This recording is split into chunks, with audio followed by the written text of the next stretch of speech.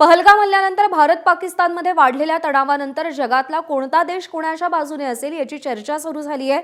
भारताचा जुना मित्र असलेला रशिया भारताच्या बाजूने धावून आलाय, तर चीनने आपला खरा रंग दाखवत पाकिस्तानला पाठिंबा दिलाय।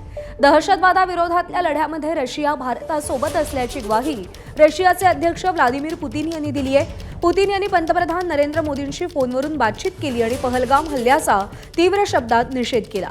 या हल्ल्यातल्या दोषींना आणि त्यांना मदत करणाऱ्यांना शिक्षा मिळायलाच हवी यावर पुतिन यांनी जोर दिला। तर दुसरीकडे भारत पाकिस्तानच्या तणावादरम्यान चीननेही मोठं विधान केलंय। स्थिरतेसाठी पाकिस्तानला पाठिंबा देऊ असं चीनने जाहीर केलंय। पाकिस्तानचे राष्ट्रपती आसिफ अली झरदारी यांनी इस्लामाबादमध्ये चीनच्या राजदूतांची भेट घेतली आणि त्यावेळी चीनने ही ग्वाही दिली आहे।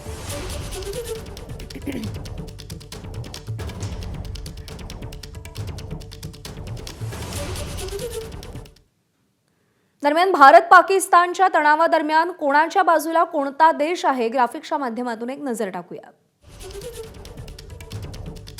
तर भारताच्या बाजूने रशिया, जपान, पाकिस्तानच्या बाजूने चीन आणि तुर्कस्तान।